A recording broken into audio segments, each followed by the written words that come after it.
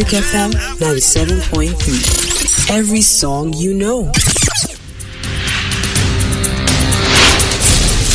Time to take a look through the morning papers. The astonishing picture there on the front page.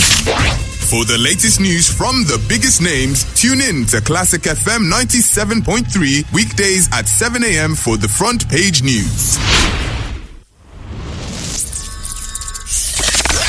All the news and information making the headlines.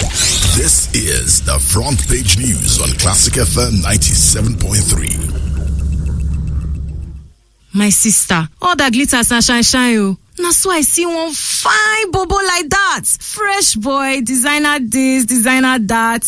But my boy still they carry palasa phone when no get internet, WhatsApp or even Facebook. I won't take relate now. My people, make Palasa phone no fall your hand this year. Upgrade to smartphone. In fact, buy any smartphone or bring your smartphone come MTN and then go summer you with 100% awoof data bam on top every bundle where you buy for the next 3 months. So make you drop that Palasa now so you feel they enjoy fast internet on the network with data boku and then be baba for data coverage. This awoof now for new and old MTN customers. So, what did you do when you got your first bike? I rode into all my friends' houses in one day. When you got your first sunglasses? Whoa, I was so excited I wore it even at night. And your first wristwatch? Awesome! I swam with it and wore it to sleep every night for 7 good days. And now that you're in secondary school, what will you do when you get your first smartphone? Yay! The whole world will hear me scream. This season, surprise your child with an MTN smartphone for as low as 13,000 naira with a 3-month data bonus offer. Available at all designated MTN stores nationwide. Everywhere you go, MTN. You're tuned in to the front page news on Classic FM 97.3.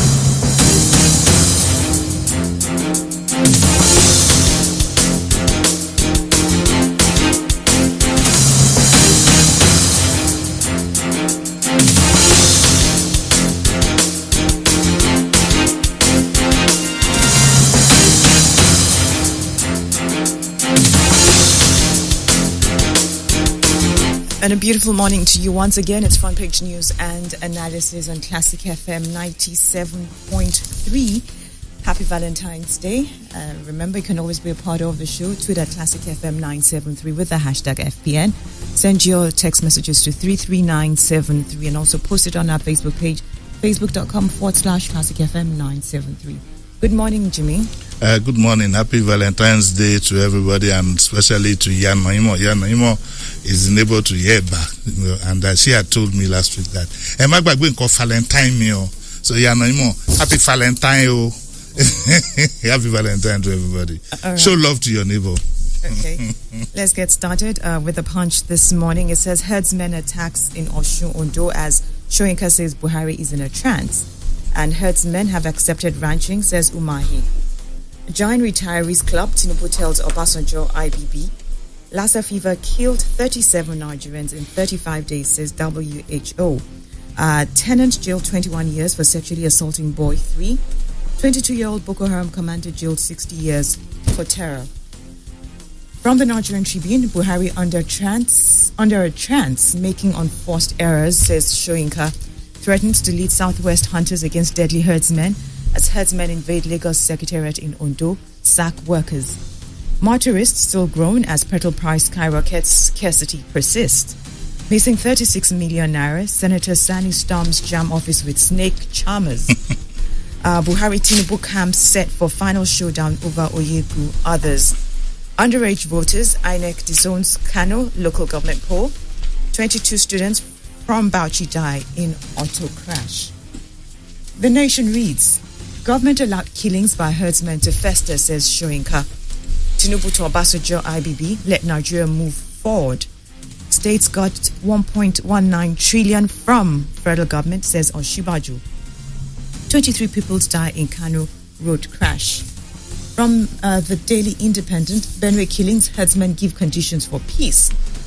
25 students, 3 teachers die in Kano crash. Banks to face stiffer penalties over arbitrary charges or other infractions. And we start with this in detail. Herdsmen attacks in Osun, Ondo, as Soyinka says Buhari in a trance. Nobel laureate Professor Wale Soyinka has said President Muhammadu Buhari is in a trance. This is just as herdsmen struck in Osun and Ondo states, sacking a council secretariat and burning a farm settlement.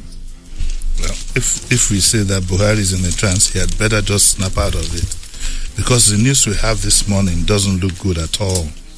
It just doesn't look good at all. Read this. There's a story here says that herdsmen attack Ondo local government secretariat and chase out workers. And the news says that there was pandemonium in the Akure South local government area of Ondo State on Tuesday, as some herdsmen chased workers of the council out of their offices. And, the Punch gives details about the attack. Essentially what happened was that the herdsmen brought some cows to eat the vegetables that were planted in the secretariat farm just behind the offices. And one of the injured workers, Ojomo Olaleye, says that the cows were eating and destroying the vegetables replanted on the field, and that as Mr. Simon tried to stop them, one of the herdsmen brought out a cutlass and attacked Simon. Simon brought out his own cutlass and they started fighting. As I was taking the photographs of how the cows were eating the vegetables, I saw some of the herdsmen coming. They rushed at me with their machetes. I ran to the council premises and they chased me. I fell several times and got injured. As if that is not bad enough, another story here. Same story. It says, herdsmen burn 120-acre farm at Osun Farm Settlement. And the story reads that some Fulani herdsmen have stormed the Osun State government farm settlement located at Esauki and burned down about 120 acres of plantain, oil palm trees, mango trees, and other economic trees planted there by farmers, and so on and so forth. This is a very, very, very dangerous development. And if our president is in a trance, he needs to snap out of it. Some of us who have a fair idea of what happened in 1966, people who are my age and are, much older than me, will tell you that this is how the crisis started, bit by bit. Bit one event after the other until you find yourself in a cauldron. And I think that, the president really and truly, I don't even think it's up to the president now. I think it's up to some senior elder statesmen to face him frontally and tell him, look, gentlemen, you just have to nip this thing in the bud. You have to. The herdsmen are becoming audacious for you to go to somebody else's farm and set it ablaze, and this is somebody cultivating, and you still take your cows there to feed. It's not fair. Going by this account, I understand what you're saying, but we should just pray to God, because when crisis wants to erupt in any country, whether it's contrived or not, it starts in little bits and pieces, and usually you cannot rationalize the things that lead to it. It is when the conflagration then comes, you will lose sight of what started all, and before you know it, you're going to have, if care is not taken in Nigeria, you're going to end up having a kind of war, might not even be a civil war, with no battlefront. You understand? The country is very, very tense. I'm surprised that the president hasn't addressed the nation. What you're looking at, Buki, is not child's play.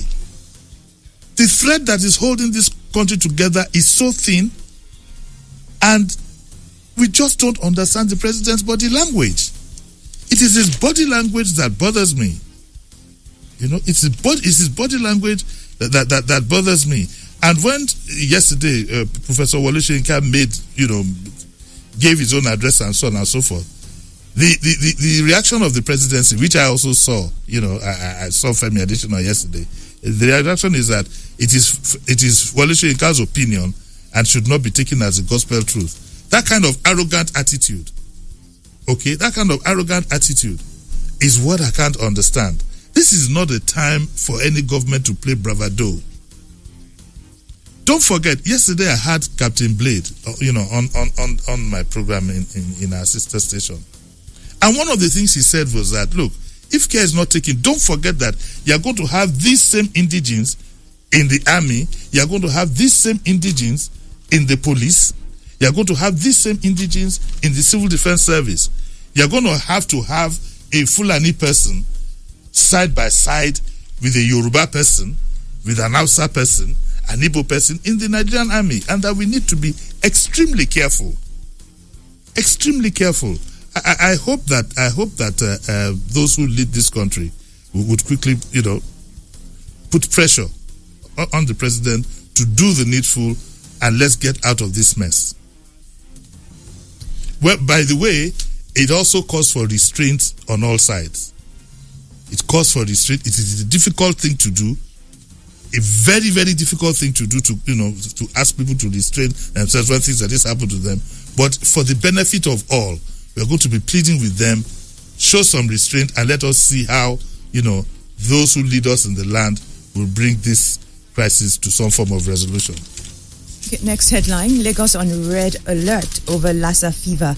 Lagos State Government said it is maintaining relevant surveillance activities through its disease surveillance unit to prevent the spread of Lassa fever in the state. We need to clean up the state first. No, I'm not going to say what I'm going to say. I'm not going to be polite this morning, and I'm sorry about it.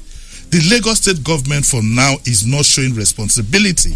You have a Lassa fever crisis. You have a Lassa fever epidemic in the country going round. You need to go to Mushin. I went to Mushin on Sunday. I couldn't believe what I saw. And I say repeatedly to the governor, it's not about ego. What you have put in place to clean the state is not working. Go back to status quo.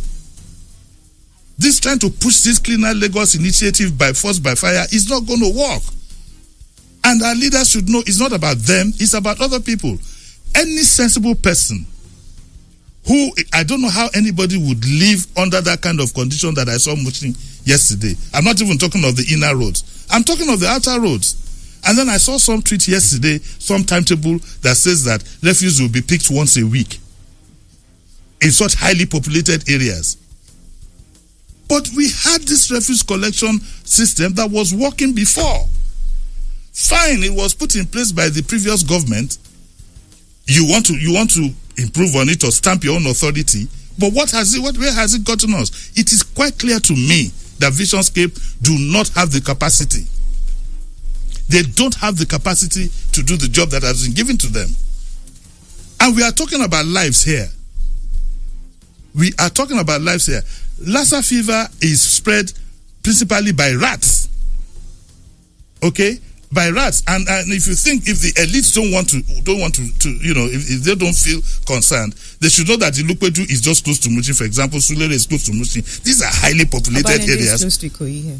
Close to Ikoyi here. Mm-hmm. So all of us should rise and tell our governor that we elected, he should get up and get the job done. He should clean up the state. This has gone on for too long. For 6 weeks, the state has been in lockdown with refuse. And I think we have had enough of excuses. We are not going. Unfortunately, we don't take statistics. I would have loved to go to General Hospital in Mushin and found out how many people have died from disease, diseases that are related to this kind of nonsense that we are doing. So I'm sorry, I'm not going to be polite because we have lives on the line, and we need to brush up the leadership that we have in this country. We have a president whose body language we don't understand. He won't talk to us. He hasn't addressed the nation. The solutions that he has proffered for solutions to the crisis they're so commonplace. Now we also have a governor in a state, day in, day out, we are being bombarded by refuse. This SSA he put in charge of the senior special assistant, or what is called, he put in charge of the refuse disposal. Go and look at his own environment. Go and look at where he lives. Look at the streets that surround where he lives. That will give you an idea of the kind of man that you put to regulate the disposal of refuse. We need to call a spade a spade. We've just about had enough. I'm not going to sit back and allow any of my family die because somebody doesn't want to do his work. Okay, let's take some of your comments here. It says, this one is from Akube Daniel. He says, another crisis brewing silently. They need to curb the menace of herdsmen. We're still suffering from Boko Haram. And Antonio Bunugafa says, Texas in USA has more cattle than Nigeria's entire livestock combined.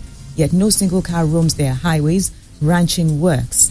And Olabayo Elishaki says, INEC can't dissociate itself from Kano election.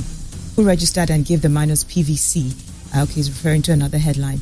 Shijifini, herdsmen again. I believe this is another faction of terror which the Nigerian government is facing, but the head of the government remains quiet. Olukule says, morning, Uncle JD. Do we need to wait for the president to act? What are the governors and state security agencies doing? They should respond commensurately and appropriately to protect their citizens. President has been given the mandate to lead this country, and he should jolly well do so.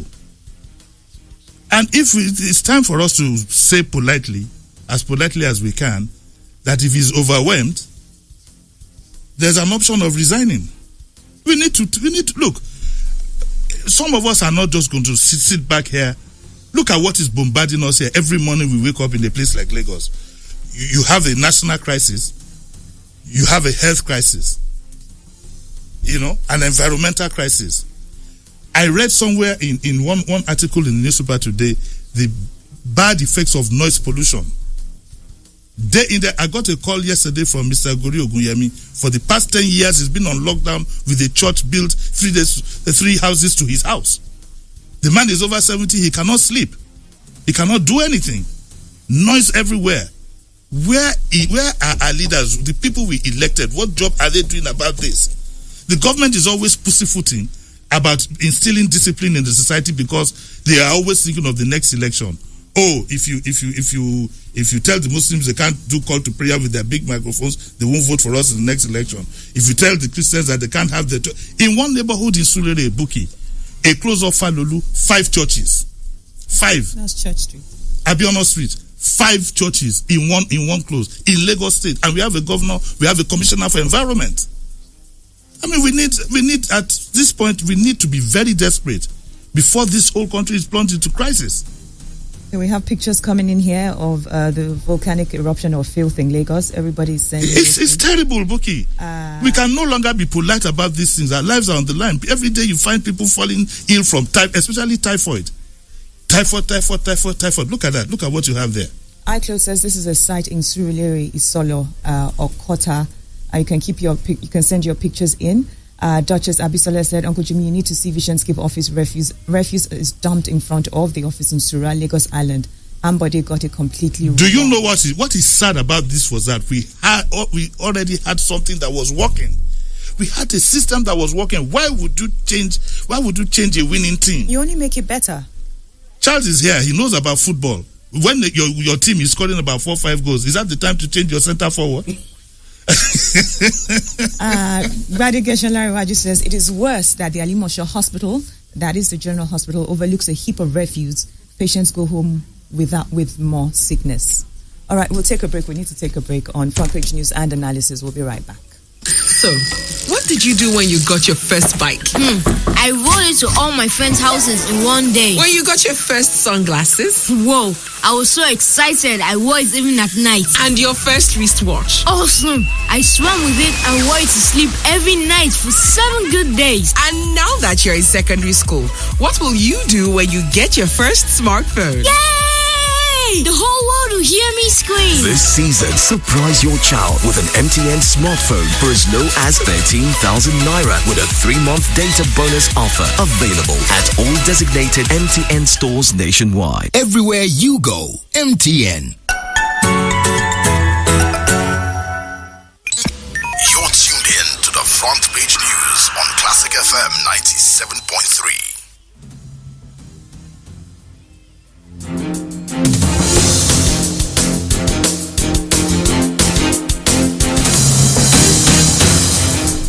Front Page News and Analysis on Classic FM 97.3 is what you are listening to. And this one says, Jimmy Falolu only has one functional church.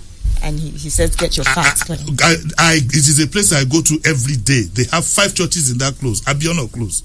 And stop this propaganda. Let's tell ourselves some home truths. Uncle Jimmy, we need you around. You're just mad with the system this morning. Take it easy. Problem will give one hypertension. I will not get hypertension because what I see in front of me is worse than that. And let's get real and not joke about this thing or propaganda just because we are supporters of the governor. And let's tell ourselves some home truths. These so-called supporters also suffer these things.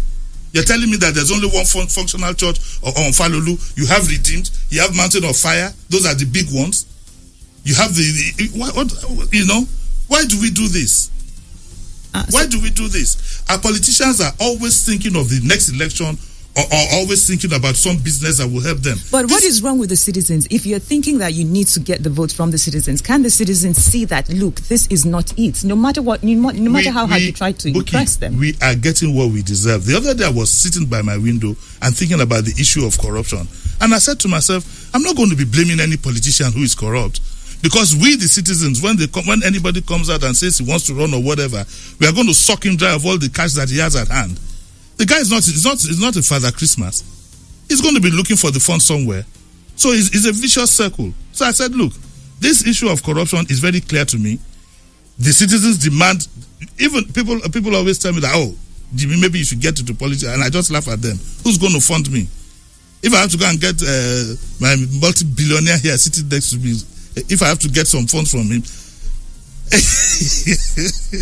All right. But on the serious note, we might joke. We put a bit of a joke in this thing so we don't spoil your Valentine's Day. But we are in a state of crisis, both in the state and at national level, and we need to tackle those issues squarely. 2019, leave Buhari alone, Tinubu tells OBJ-IBB. National leader of the All Progressive Congress, Asiwaju Bola Tinubu, has urged former Presidents Olusegun Obasanjo and Ibrahim Babangida to spare President Muhammadu Buhari and the ruling party their damning criticism. You see, again, I must say, our politicians are very selfish.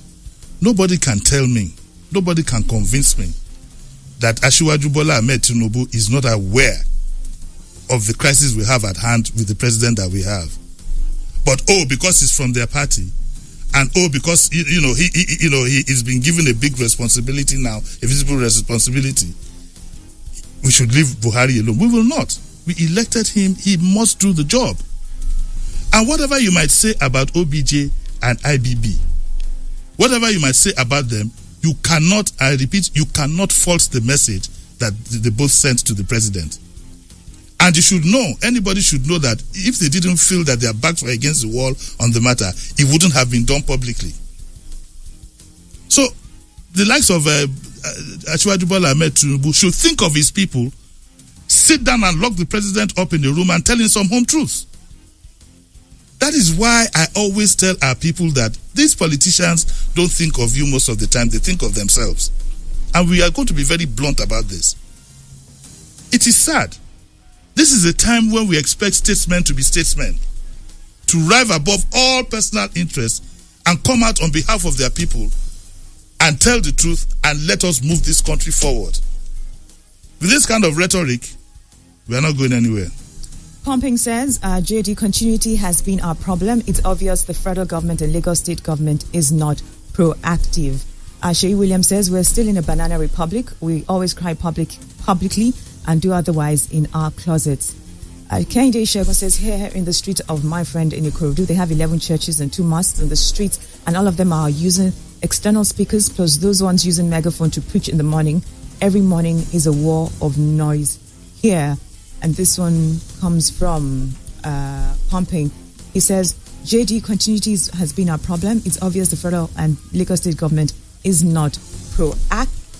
The biggest problem we have is ourselves. A lot of us sit in our comfort zones, think of ourselves above every other person. But we are living in deceit. You are right there ensconced in your nice apartment in Ikoyi, Victoria Land of Victoria Garden City. But the house help that is preparing your food is living in Morocco, is living in Mushin. And she goes on off. And she goes on off. And you don't know what she brings back. You don't know what she brings back. So this is a wake-up call for all of us. It concerns everybody. Ditto for this herdsmen crisis. Oh, the gentleman that you have as a security person guarding your house at night when you put on your 3 or 4 air conditioners, wanting to freeze yourself to death and sleep tightly. You don't know what his mind is. You don't know what's going through his mind. You don't know what he's thinking of you. These things concern everybody, and we need the contribution of everybody to make sure that our leaders do the right thing. Get out of your comfort zone. It affects you. And if you think that if there's going to be crisis, you have a one-way ticket to get out of Nigeria, I will tell you that man's greatest enemy is his mind. The moment you step out of Nigeria and get to your comfort zone, Your body is there, but your mind is back in Nigeria. All the people you've left behind. So it's not even a solution. I hear people say, maybe some, top people can run to Brazil, they can run to the UK, they can run to the US. Yes, they'll be there, but my friends who are my age, who live permanently in America, every day they keep calling me. So let's all get involved in these things. And for once in our lives, let Nigerians be known for telling their leaders the truth, devoid of sentiment. Underday Sunday says Mr. Ambode goofed on the issue of this waste disposal. He should swallow his pride and go back to Fashala's waste disposal working model. And Antonio Bunugafa says PNB silence on the Fulani herdsman menace fuels the conspiracy theory that as a Fulani himself, he condones it. No, I don't think it is that, and I'd like to be fair. And he hasn't been completely silent. But what bothers me is I don't see anything that gives me confidence that something concrete is being done. And then why won't my president talk to me? Why he spoke to me when he wanted my votes. He went from state to state speaking to. He was on television and everything. Why do we now have a situation where for the past 1 year our president has not spoken to us and told us specifically what he's going to do? Emeka says we don't need meteorologists to tell us that Lagos will be flooded once the rain comes. All the dirt will block the drainage system. Such a pity. Okay, can we do this? We have 3 minutes more. This is an editorial. We don't have time, just 3 minutes, but it's an editorial in the Tribune. I'd recommend that you find time to read. And the headline of the editorial is Between the Police, the DSS, and Kasim Afebua. You might say that. You might say to yourself, well, I'm not Kasim. I don't have an IBB. I don't have any IBB as my principal and so on and so forth. But you should know that, hey, what happens to the goose can also happen to the gander. And if it starts like this at the top, it could trickle all the way down. It is an editorial you should read. You should be concerned about what happens to this gentleman. Because if... All right, okay. Let me just go. Bingo Lulode says, good morning. Mosquitoes, rats, and malaria have multiplied exponentially due to the refuse everywhere. Stop herdsmen now. Okay, we need to call it a break on front. We need to call it a break. And analysis. And happy Valentine to everybody again. Sports Express is right after. Thank you very much.